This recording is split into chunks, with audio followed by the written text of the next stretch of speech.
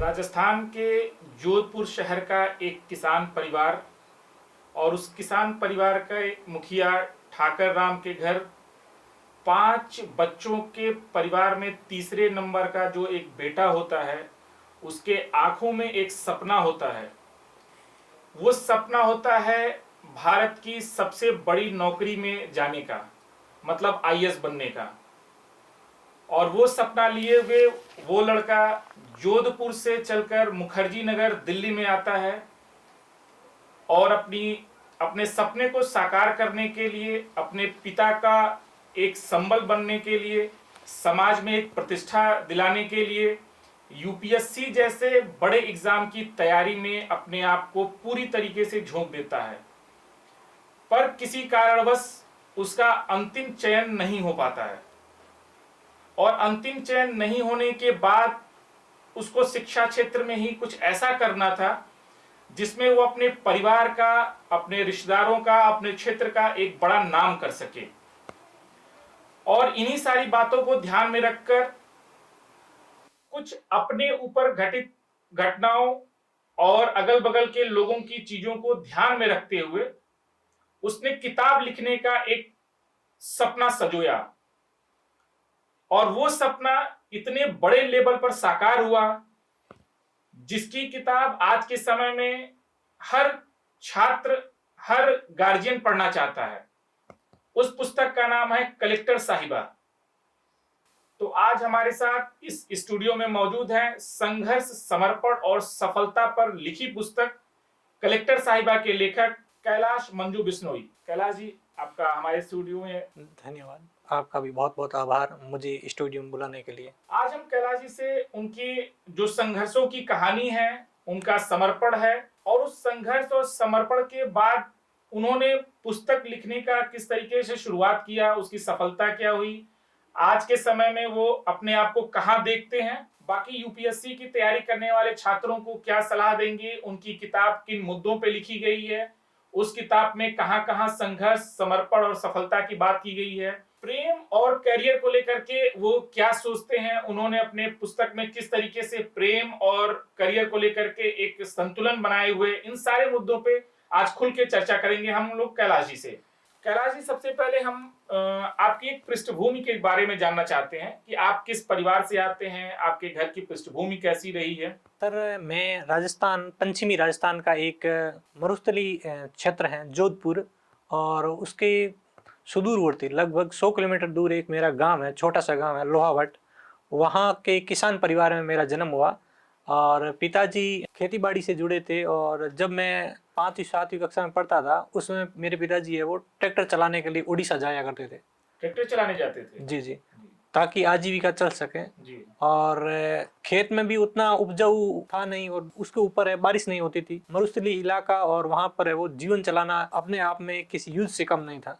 पेयजल की पानी हमें लाने के लिए लगभग घर से 6 से 7 किलोमीटर दूर जाना पड़ता था और जब हम पानी लाते लाते वो पी जाते थे। तो इतनी कठिन पृष्ठभूमि मेरी रही। और मैं जब कक्षा 10 में पढ़ता था तो मुझे लगभग मेरे घर से 12 किलोमीटर पैदल जाकर स्कूल जाना पड़ता था और up down 24 kilometre per day. एक 10वीं में पढ़ने वाला छात्र कड़ी धूप में, तो पृष्ठभूमि बहुत ही साधारण थी, लेकिन शुरू से ही पढ़ने का बहुत जुनून था। और जब भी परिणाम आता, चाहे कक्षा 5 का हो, कक्षा 8 का हो या कक्षा 10 का, तो मैं कभी तहसील स्तर पर टॉप करता तो कभी है वो गांव के स्तर पर टॉप करता। लेकिन मैं आपको यहाँ पे रुकूंगा। आपने एक शब्द बोला, इतना संघर्षपूर्ण जीवन को भी आपने एक सामान्य जीवन बताया। मैं यूपी गोरखपुर का रहने वाला हूँ और मुझे लगता है कि अगर हम लोग अपनी ही समस्याओं के से आपके समस्या की तुलना करें तो हम उसे सामान्य पृष्ठभूमि तो नहीं कहेंगे। मतलब ये बहुत ही कठिन परिस्थिति वाला एक जो परिस्थिति होता है, उसके बारे में अगर हम सोचें तो मुझे लगता है कि वो ज्यादा बेहतर होगा। जी जरूर। एक किसान नॉर्मली खुद को गरीब कहलाना पसंद नहीं करता, लेकिन वास्तव में उनका जीवन बहुत कठिन होता है। मेरे पिताजी की आमदनी महीने में 3,500 से 4,000 होती थी 2005-6 के आसपास, और उसमें 5 बच्चों को पढ़ाना लिखाना और घर का खर्चा निकालना बहुत मुश्किल होता था। और जब मैंने कक्षा 12 उत्तीर्ण की और उसके बाद में जब ग्रेजुएशन की फीस भरनी थी तो भी मेरे पास में उतने फीस नहीं थी कि मैं वो फर्स्ट ईयर की फीस भर सकूं। तो मेरे मामा जी और मेरे मौसी के लड़के ने सपोर्ट किया। जब मैं यूपीएससी की तैयारी करने आया उस समय भी उनका बहुत बड़ा योगदान रहा। भले ही वो मानसिक स्तर पर हो या आर्थिक स्तर पर हो, हर स्तर पर वो मुझे सपोर्ट करते थे। और बाद में मैं जब मेरी घर का आर्थिक स्थिति को देखते हुए मैंने साथ में कोचिंग में पार्ट टाइम काम करना शुरू कर दिया और साथ में यूपीएससी की तैयारी शुरू कर दी। और यूपीएससी की तैयारी के दौरान ही मैं अखबारों में कॉलम लिखने लगा, तो अखबारों से कुछ आमदनी हो जाती थी, जिससे दिल्ली में रहने के लिए थोड़ा बहुत खर्चा निकल जाता था। साथ में मैं पार्ट टाइम कोचिंग भी कंटेंट का काम करता था। अच्छा कैलाश जी, यहाँ पे मैं जानना चाहूंगा कि इतना संघर्षपूर्ण जीवन, इतना कठिन होने के बावजूद आपके मन में यूपीएससी जैसे एग्जाम को क्रैक करने का सपना कैसे आ गया? ये तो मतलब ऐसी परिस्थिति में सपना देखना ही अपने आप में काफी कठिन माना जा सकता है। जी जरूर, क्योंकि वहाँ वो कहते हैं ना, सुबह खाना अगर बन गया तो शाम को खाने के लिए मिलेगा या नहीं मिलेगा, इस तरह की आर्थिक स्थिति थी। लेकिन जब मैंने कक्षा 12 बहुत अच्छे अंकों से उत्तीर्ण की तो सारे लोग कहते थे कि आपको पीएमटी करना चाहिए, डॉक्टर बनना चाहिए। लेकिन मैंने कहा मुझे सिविल सर्विसेज में जाना है। तो मैंने कक्षा 12 में पढ़ते हुए एक बार दैनिक भास्कर में पढ़ा था कि भेड़ बकरी का चराने वाला का बेटा आईएएस ऑफिसर बन गया। तो उस दिन से मेरे दिमाग में आया कि मुझे सिविल सर्विसेज में जाना है। और वो एक बाल मन में मेरे गहरा असर कर गया। कहते हैं ना, जब सपने देख लेते हैं तो उसके लिए पैसे मायने नहीं रखते, आर्थिक पृष्ठभूमि मायने नहीं रखती। अगर आप अपना सपने को साकार करने के लिए मेहनत आप कर सकते हैं तो किसी भी परिस्थिति में आप है वो कहीं से भी जुगाड़ करके आप तैयारी कर सकते हैं। मतलब अगर आपने सपना देख लिया है तो पैसा या पृष्ठभूमि मायने नहीं रखती है, आपकी दृढ़ इच्छा शक्ति है वो मायने रखती है। बिल्कुल। जैसे मैंने देखा भी बहुत सारे ऐसे बच्चे, एक गोविंद जायसवाल 2006 रिक्शा चालक का बेटा, हाँ वो आईएएस बने थे। उसके बाद में लगभग 1 दर्जन मैंने आईएएस आईपीएस की स्टोरी पढ़ी। और IBN 7 में जिसमें ऋचा अनिरुद्ध है इंटरव्यू करती थी, कार्यक्रम आता था जिंदगी विद ऋचा। तो वो बहुत जिंदगी नामा करके प्रोग्राम आता था और वो प्रोग्राम मैं देखता था और हर दिन देखता था। तो जब भी मुझे डाउनफॉल होता था या जब भी मैं ऐसा लगता था मुझसे ये नहीं होगा तो मैं इस तरह के प्रोग्राम देखता था और उससे काफी मोटिवेट होता था। अच्छा कैलाश जी, हमारे व्यूअर जानना चाहेंगे कि आप यूपीएससी की तैयारी किए तो क्या आपने कभी प्री मेंस इंटरव्यू दिया या रिजल्ट हुआ या अटेम्प्ट खत्म हो गया या आपने तैयारी क्यों छोड़ दी? इसके पीछे क्या कारण रहा? सर मैं लगातार यूपीएससी का अटेम्प्ट, जब मैंने 2 साल तैयारी कर ली उसके बाद में मैंने अटेम्प्ट देने शुरू किए और मैं सिविल सेवा में 3 बार साक्षात्कार तक पहुंचा और मैंने सारे 6 अटेम्प्ट दिए। हालांकि दुर्भाग्य से मेरा 6ठा अटेम्प्ट में प्रीलिम्स भी नहीं हुआ, लेकिन 3 बार सिविल सेवा में इंटरव्यू देने का। अटेम्प्ट आपके खत्म हो गए इसलिए आपने तैयारी छोड़ दी? हाँ, तैयारी साथ में यूपीएससी का जो मैं बुक लिख रहा था कलेक्टर साहिबा, ये हिट हो गई और बाद में मैंने प्लान बनाया कि मैं असिस्टेंट प्रोफेसर बनूंगा और अभी मेरा कल ही रिजल्ट आया है तो उसमें मेरा रिटर्न क्लियर हुआ है। अच्छा, अभी आपने जिक्र ही कर दिया अपनी बातों में कलेक्टर साहिबा का, तो अब हम सीधे मुद्दे पे आ जाते हैं जी कि कलेक्टर साहिबा लिखने के पीछे क्या कारण रहा आपका?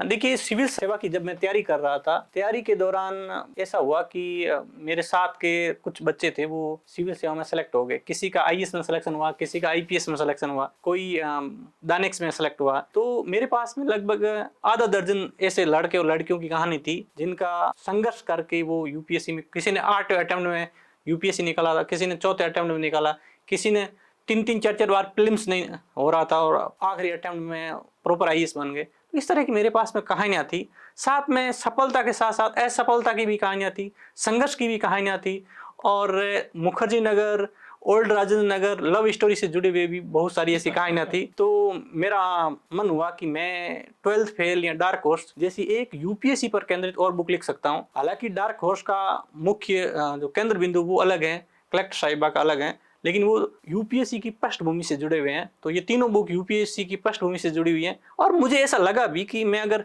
यूपीएससी में सेलेक्ट नहीं हो रहा हूँ, बार बार कोशिश करने के बावजूद भी मैं सेलेक्ट नहीं हो रहा हूँ, लेकिन मैं अखबारों में, दैनिक जागरण में, दैनिक भास्कर में, राष्ट्रीय सहारा में, राजस्थान पत्रिका में रेगुलर लिखता था और मेरे रेगुलर आर्टिकल है वो छपते थे। और जब भी मैं अखबारों के लिए आर्टिकल भेजता था तो मेरा आर्टिकल प्रमुखता से छपता था। तो मुझे ऐसा लगता था कि मैं लिखने में ठीक ठाक हूँ और इसी को आधार बनाकर मुझे लगा कि मैं अगर बुक लिखूं हो सकता है कि नंबर 1 बन जाए। तो जब भी मैं बुक लिख रहा था, 4-5 महीने मैंने बुक लिखने में लगाए, उस टाइम मेरे दिमाग में हमेशा ये रहता था कि मैं जब मेरी बुक आएगी तो मार्केट में छा जाएगी और ऑल इंडिया टॉप करेगी या इस तरह की है ना वायरल हो जाएगी। मैं पहले कल्पना में मैंने सफलता देखी थी और बाद में वास्तव में वो साकार हुई। मेरे ये मित्र जो सामने बैठे हुए हैं वो भी इस सफलता में भागीदार रहे हैं।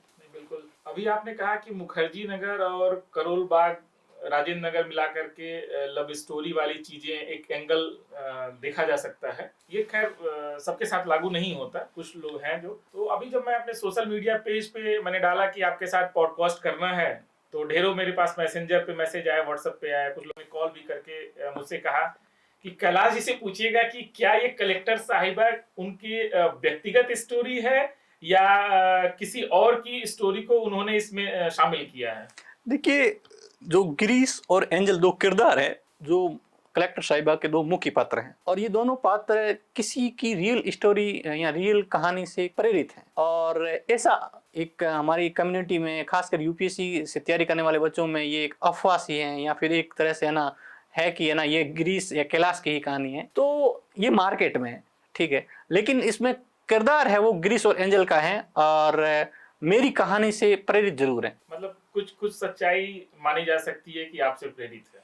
जी, देखिए, लेखक के बारे में अक्सर कहा जाता है कि जब भी वो कोई रचना करता है या कोई कहानी लिखता है या नोवेल लिखता है तो वो उसमें जी रहा होता है। तो मेरी कहानी में और मेरे नोवेल में भी कहीं ना कहीं मैं उपस्थित था और मैंने जो जिया, मैंने जो अनुभव किया और आसपास के परिवेश को देखा, समझा और उसी को मैंने है वो बुक के रूप में शब्दों में ढाला। अच्छा, आपने अपनी पुस्तक में प्रेम और करियर दोनों में एक बड़ा तारतम्यता बनाई है, थोड़ा उस पर कुछ हमारे व्यूअर को बताइए। देखिए, कलेक्टर साहिबा बुक में मैंने कोशिश की है कि आप अपने सपने, अपने लक्ष्य को भूल करके प्रेम में ना पड़े। मैंने ये पूरी तरह से फोकस किया है कि आप करियर को साइड में करके प्यार को हासिल करने की कोशिश ना करें। करियर भी जरूरी है और करियर और प्रेम एक दूसरे के साथ में एडजस्टमेंट हो सकते हैं, समायोजित हो सकते हैं या संतुलन बनाया जा सकता है। तो आप करियर और प्रेम में संतुलन बनाइए,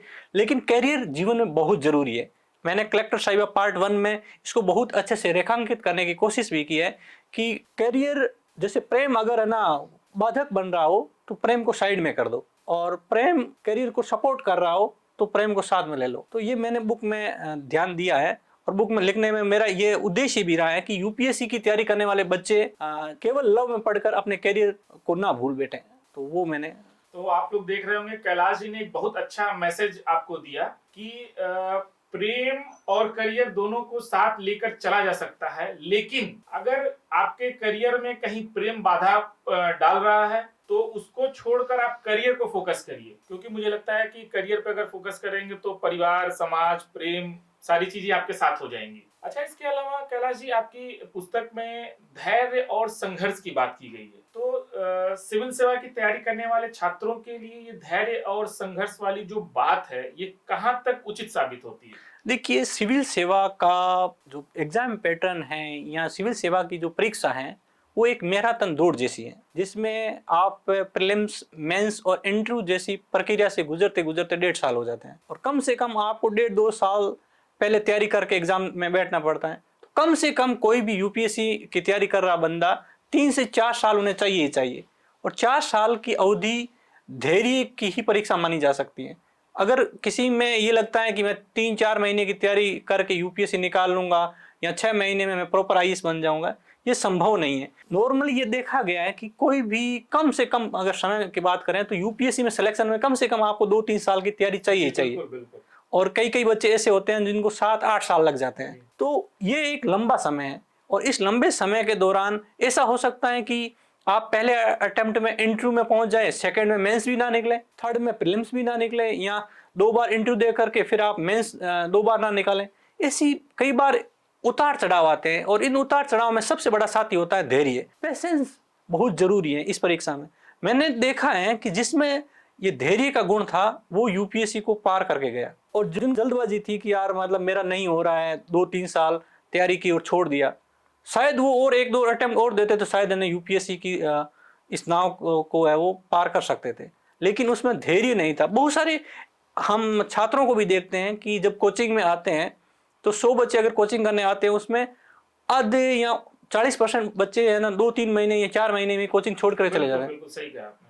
तो ये क्यों? क्योंकि उन्हें लगता है कि ना बहुत जल्दी हम ना मैगी नहीं है। यूपीएससी की परीक्षा इसलिए ना कठिन मानी गई, दुनिया की सबसे कठिन परीक्षा में से एक है, और इसके लिए संघर्ष के साथ साथ धैर्य बहुत जरूरी है। अच्छा, इसी से जुड़ा एक और प्रश्न है जो छात्रों की भी हमेशा ये मन में जिज्ञासा रहती है, और हम लोग भी इस बात पे थोड़ा फोकस करते हैं। अभी आपने धैर्य की बात की, तो धैर्य क्या सिर्फ छात्रों के अंदर होना चाहिए, या परिवार, उनके रिश्तेदार या समाज का भी धैर्य इनकी सफलता असफलता में कहीं ना कहीं भूमिका निभाता है?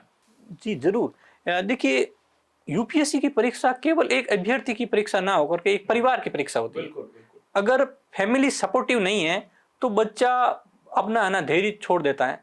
जैसे किसी ने 2-3 साल तैयारी की और फिर है वो पीछे से पैसे आने बंद हो गए, तो बच्चा है वो पढ़ाई में ध्यान नहीं लगा पाता है। और कई बार क्या होता है कि ना 1-2 साल में रिजल्ट नहीं निकलता, फैमिली वाले सपोर्ट करने बंद कर देते हैं। जबकि यूपीएससी में ऐसा देखा गया है कि अधिकतर 80 से 90% बच्चे ऐसे होते हैं जिन्होंने 4 या 5 साल इस एग्जाम को दिए होते हैं, वो सिलेक्ट होते हैं। तो इसके लिए जरूरी है कि ना परिवार वाले बच्चों को सपोर्ट करें। हो सकता है कि शुरू के 3 सालों में कोई रिजल्ट ना मिले, लेकिन हो सकता है उसके बाद में वो टॉप 10 में आ जाए, और ऐसे ढेरों उदाहरण है। तो फैमिली है वो बच्चे को ना सपोर्ट करती रहे।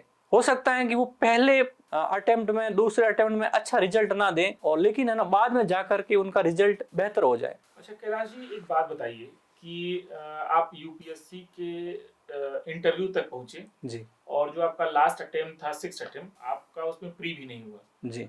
तो उस समय आपके माता पिता और बाकी आपके भाई बहनों का रिएक्शन क्या था? देखिए, रिएक्शन तो यही था कि है ना, क्योंकि आप ऐसे पृष्ठभूमि से आते थे कि आपके लिए वो बिजनेस या कोई ऐसा अपॉर्चुनिटी था ही नहीं। देखिए ना, मैंने कोशिश की कि ये यूपीएससी के चारों अटेम्प्ट मैंने लगातार दिए, फिर मैंने गैप लिया और फिर आखिरी 2 अटेम्प्ट बाद में दिए। यूपीएससी की परीक्षा में मुझे ऐसा लगा कि मैं 1 साल जल्दी एग्जाम दे दिया। अगर मैं 1 साल और तैयारी करके बाद में एग्जाम में बैठता तो शायद है ना मैं दूसरे तीसरे अटेम्प्ट में निकाल लेता। मार्गदर्शन नहीं था और इस वजह से वो सिविल सेवा में सिलेक्शन नहीं हो पाया। लेकिन क्या कलेक्टर साहिबा वाले कैलाश जी को लोग जान पाते? नहीं, वो मैं कहना चाहता हूँ ना कि जरूरी नहीं है कि आप आईएएस में सेलेक्ट ना हो पाए हो तो आप जीवन में फेलियर हैं। बिल्कुल बिल्कुल बिल्कुल। तो जीवन में मैं आपसे सुनना चाह रहा था। जीवन में फेलियर आप तब होते हैं जब आप हार मान लेते हैं। जब तक आप में हार मानने या हिम्मत नहीं हार जाते हैं, तब तक आप जीवन में कमाल कर सकते हैं, धमाल मचा सकते हैं, जिस भी फील्ड में जाएंगे। यूपीएससी के अभ्यर्थी अगर 3-4 साल यूपीएससी के सिलेबस को अच्छे से तैयार कर लेते हैं और फिर वो पत्रकारिता में जाते हैं, लेखन में जाते हैं, टीवी में जाते हैं या फिर बिजनेस में जाते हैं, तो उन्हें नॉलेज होता है। और ये नॉलेज है वो दुनिया भर का नॉलेज अगर वो अपने काम में लगाएं तो वो बहुत अच्छा कर सकते हैं। जैसे मैं अखबारों में कॉलम लिखता हूँ, मैं 2-2 हज़ार वर्ड के एजुकेशन पे आर्टिकल लिख देता हूँ। नॉर्मली किसी से लिखना आसान नहीं होता है। मैंने इस फील्ड पे या यूपीएससी में राइटिंग प्रैक्टिस की और इस पर गहन अध्ययन किया। अगर गहन अध्ययन नहीं कर पाता तो शायद मैं वो अखबारों में एडिटोरियल और मोटिवेशनल कॉलम, समसामयिक कॉलम नहीं लिख पाता, और कलेक्टर जैसी साहिबा जैसी बुक है वो शायद है वो पाठकों को पढ़ने नहीं मिलती। तो देखिए, सफलता मिल गई। हो सकता है ये सफलता, देखिए अभी गूगल सर्च करेंगे तो कलेक्टर साहिबा किसी लड़की का नाम नहीं आएगा। हो सकता है आजादी के बाद 70 सालों में बहुत सारी लड़कियां कलेक्टर बनी, लेकिन कलेक्टर साहिबा आप गूगल सर्च करेंगे तो केवल और केवल मेरी बुक आएगी। इसका मतलब ये हुआ कि कलेक्टर साहिबा ने कितना एक तरह से नाम किया है। तो हो सकता है कि ना आपको पद ना मिला हो, लेकिन मान सम्मान और पैसा बहुत मिला हो। तो जरूरी नहीं है कि सफलता को एक आधार पर ये मापे कि ना यूपीएससी में सेलेक्ट हुए तो आप सफल हैं, नहीं सेलेक्ट हुए तो आप असफल हैं, ऐसा नहीं कह सकते। छात्रों की तरफ से एक मेरा प्रश्न है कि जैसे आपके 6 अटेम्प्ट में प्री नहीं हुए, उस दौरान और जब आपकी कलेक्टर साहिबा सफल हो गई, सक्सेस हो गई, आपका नाम होने लगा, लोग आपको बुलाने लगे, आपकी जो आर्थिक कंडीशन थी थोड़ी ठीक होने लगी, तो इनके बीच का जो गैप था उसमें आपने स्वयं को कैसे मोटिवेट किया और परिवार को कैसे मोटिवेट किया? क्योंकि देखिए, स्वयं को मोटिवेट करने से ज्यादा जिस पृष्ठभूमि से लोग आते हैं या आप जिस पृष्ठभूमि से आए थे, उस गैप में परिवार को मोटिवेट करना बहुत टफ होता है। उस समय को आपने कैसे मैनेज किया? देखिए, मेरी मम्मी कहती हैं कि सब ठीक हो जाएगा। हमेशा उनका पॉजिटिव अप्रोच रहता है। उन्हें लगता है कि है ना मैं कुछ ना कुछ ठीक कर ही लूंगा। तो उनका ये हमेशा सोच है कि यूपीएससी में नहीं तो कहीं ना कहीं अच्छा करेगा। तो ये भरोसा हमेशा से था। और जब मैं जैसे यूपीएससी में सिलेक्शन नहीं ले रहा था तब भी मैं 5-5 अखबारों में रेगुलर लिख रहा था। तो नाम तो मेरा ठीक ठाक था और हाँ पैसे थोड़े कम थे। जब कलेक्टर साहिबा बुक हिट हो गई तो इतने पैसे आए कि ढेर सारे पैसे आए। कहा जाता है कि किसी भी चीज में हम पैशन के साथ करें और फिर है वो लगातार करें तो भगवान जरूर है वो एक दिन सफलता झोली में देता है। मतलब परिवार का पॉजिटिव होना जरूरी है। लेकिन जैसे आपने कहा कि आप तैयारी के दौरान भी लेख लिखते थे, संपादकीय लिखते थे न्यूज़पेपर के लिए, तो यूपीएससी की तैयारी के दौरान छात्र को क्या करना चाहिए जिससे वो परिवार का कॉन्फिडेंस जीत सके? देखिए सबसे ज्यादा जरूरी है मेहनत। मेहनत करता हुआ दिखना चाहिए।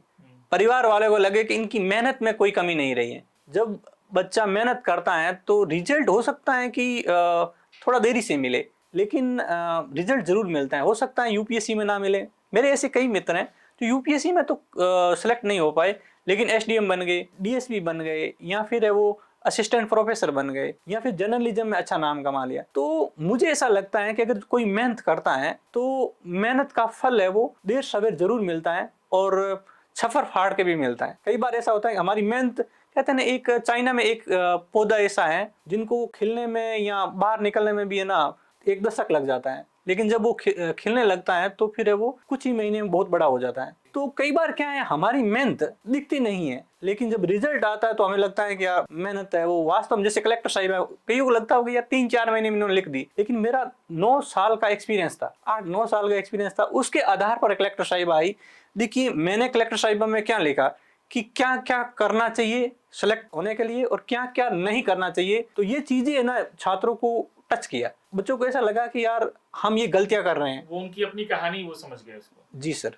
मैं 2 तरीके का सुझाव आपसे जानना चाहूंगा। पहला सुझाव छात्रों को लेकर के कि यूपीएससी की तैयारी के दौरान उनको क्या क्या करना चाहिए और क्या नहीं करना चाहिए। देखिए पहली चीज तो यूपीएससी के सिलेबस को समझना चाहिए। ऐसा नहीं है कि किताबें कुछ भी किताबें खरीद ली और पढ़ना शुरू कर दिया। तो पहली चीज है ना गलती ये नहीं करनी चाहिए कि यूपीएससी के अंधाधुंध किताब खरीदने से बचना चाहिए कि है ना कोई भी मैगजीन आई 2-3 मैगजीन खरीद ली, 3-4 अखबार पढ़ रहे हैं, टीवी भी देख रहे हैं, 50 किताबें खरीद ली, जबकि ये इसकी जरूरत नहीं है। यूपीएससी का सिलेबस है उसके अनुसार ऑथेंटिक 1-2 बुक रखिए और साथ में एनसीईआरटी बुक और प्रीवियस पेपर। यूपीएससी के लिए कमरे को लाइब्रेरी बनाना जरूरी नहीं है। अगर है ना सीमित मात्रा में पठन सामग्री हो और बार बार रिवाइज करें और राइटिंग प्रैक्टिस करें तो यूपीएससी जैसी परीक्षा को भेदना आसान हो जाता है। इसी के साथ मैं जानना चाहूंगा कि जो छात्रों के गार्जियन हैं, माता पिता हैं या भाई बहन हैं, उनके लिए आप क्या सुझाव देना चाहेंगे? बच्चों में कॉन्फिडेंस बनाए रखें।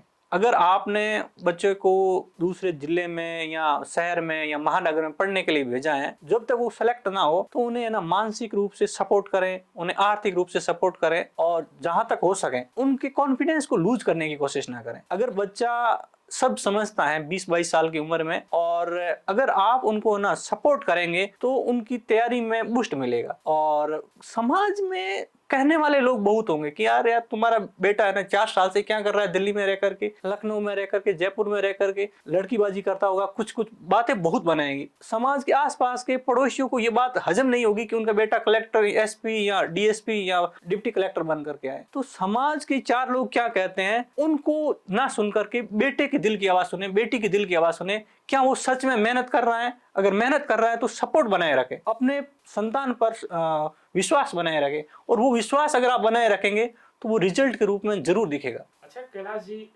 आपको नहीं लगता है कि आप जिस जगह आज पहुंचे हैं, आपको फील नहीं होता कि आपको भी आरएएस देना चाहिए? आप राजस्थान के रहने वाले हैं, राजस्थान स्टेट सर्विस देना चाहिए या प्रोफेसर बन जाना चाहिए, ऐसी फीलिंग आती है या नहीं? देखिए मैंने जैसे एक बार क्या हुआ कि नीलोत्पल मरनाल जी बीपीएससी का पेपर देने गए थे और जब प्रीलिम्स का पेपर था तो उसमें पूछा गया था कि इस साल का साहित्य अकादमी पुरस्कार किसको मिला है। तो उन्होंने कहा कि समाज का प्रेशर कितना होता है। एक तो मेरा क्वेश्चन पूछा जा रहा है और मैं ही वो एग्जाम दे रहा हूँ कि इतना नाम कमाने के बाद में, इतनी चीजें शोहरत हासिल करने के बावजूद भी एक सामाजिक प्रेशर रहता है। इसलिए आपसे ये क्वेश्चन पूछा कि आईएएस बनने को जीवन मरण का प्रश्न बना लेते हैं जी।